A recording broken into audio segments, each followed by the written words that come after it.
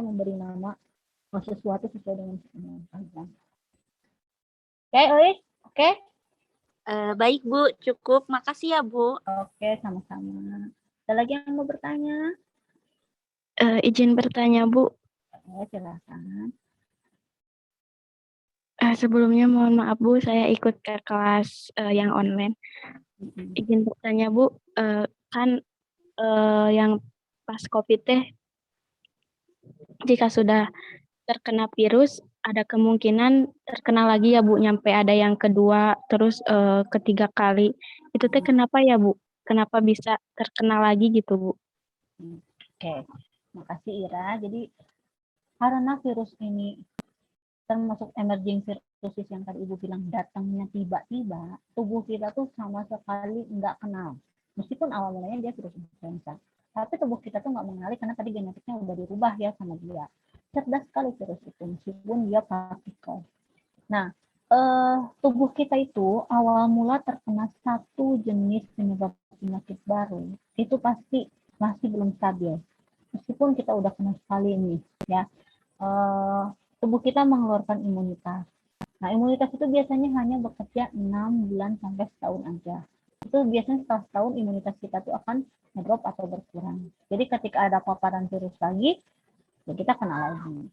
Gitu. Jadi memang tubuh kita tuh belum cukup sering nemu coronanya. Makanya imunitasnya itu belum terbentuk secara banyak. Jadi 6 bulan itu sudah hilang, ketemu virus corona lagi yang kondisinya masih banyak itu berkeliaran di dunia ini, ya otomatis mungkin kemungkinan kita sakit lagi menjadi besar. Makanya selain tadi imunitas alami, divaksin juga, meskipun vaksinnya ceritanya masih efikasinya masih rendah, ya kan itu salah satu ikhtiar. Daripada misalnya kita divaksin enggak, kena corona tetap gitu ya, tapi biasanya yang Ibu perhatikan orang yang enggak divaksin itu kena coronanya itu gejalanya lebih berat ya, malah dibandingkan yang divaksin.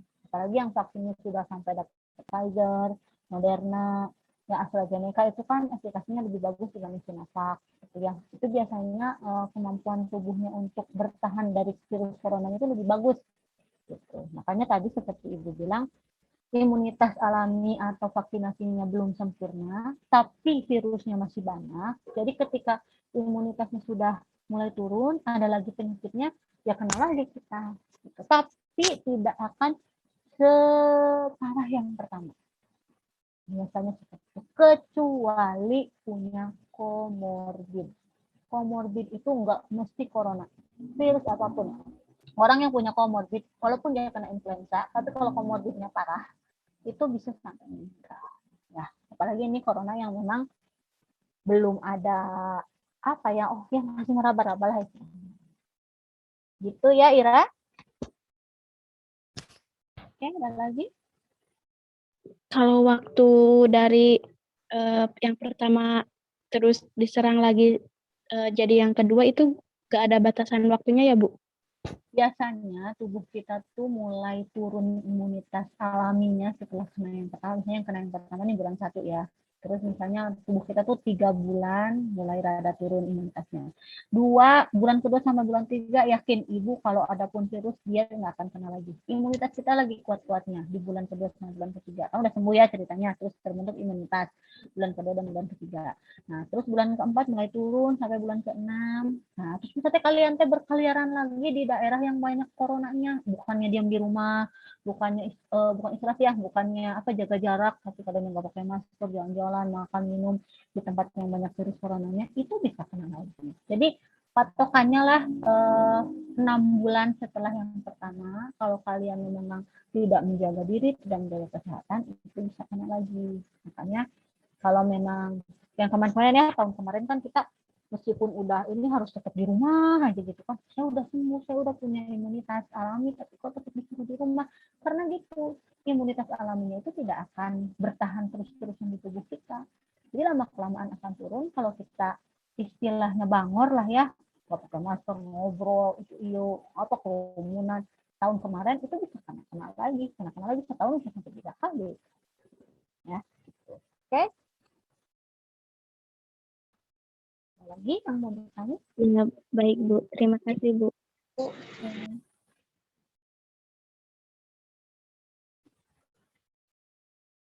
kita absen ya.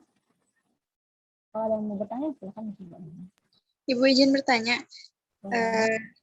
kalau faktor virus tersebut bermutasi apa ya, sama tujuan dari mutasi itu kan tadi kata Ibu belum tentu hasil mutasi itu tuh jadi lebih kuat, bahkan ada yang melemah gitu kan. Itu tuh jadi tujuan si virus bermutasi itu apa gitu. Terima kasih Bu. Oke. Buat apa sih virus bermutasi? Gini, dia tuh virus itu meskipun dia partikel, tapi dia hidup. Ya, dia hidup. Semua makhluk hidup pasti pengen bertahan, pengen eksis di dunia ini. Ya tuh ngelihat, aduh orang-orang ini habis kena pandemi yang pertama tahun 1918 nih kok mereka kena flu jadi biasa aja ya. Keinginan virus itu kan maksudnya kalau dia kayak manusia tuh, aduh aku tuh pengen nyerang semua manusia supaya sakit, supaya mereka pada mati, kayak gitu kan mungkin keinginan virus itu, karena mereka diciptakan memang untuk menimbulkan penyakit. Nah, virus itu menyesuaikan dengan kondisi. Wah, ini kayaknya saya harus bisa bertahan hidup dengan cara merubah genetis. Jadilah dia bermutasi. Tujuannya tetap nomor satunya dia supaya bertahan hidup. Karena mereka juga makhluk hidup. Jadi gimana caranya tetap bisa bertahan hidup? Karena kalau cuma nyerang lewat flu, influenza doang mah lama-kelamaan mereka mati. 2 hari, 3 hari mati. 2 hari, 3 hari mati. Karena katanya udah punya imunitas. Ketika mereka merubah genetiknya, nah mereka terjadi kayak merajai dunia ini kan, gitu loh. Kemarin waktu corona tuh mereka kayak, kita udah kalau ketemu corona kan takut gitu ya. Padahal mereka cuma partikel. Tapi karena jumlah mereka banyak dan kekuatan mereka itu baru karena mutasi, makanya kitanya tuh kalah. Nah, itu jadi tujuannya virus itu bermutasi adalah untuk bertahan hidup. Sama dengan kita semua yang pengen bertahan hidup.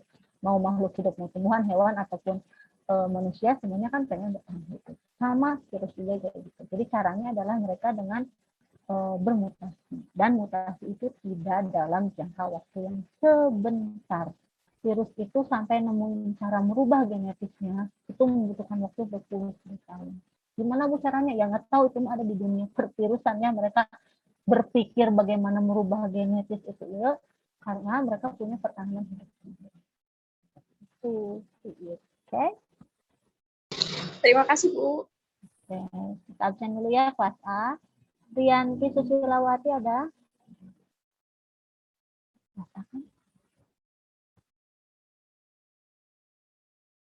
Hadir Bu nanti.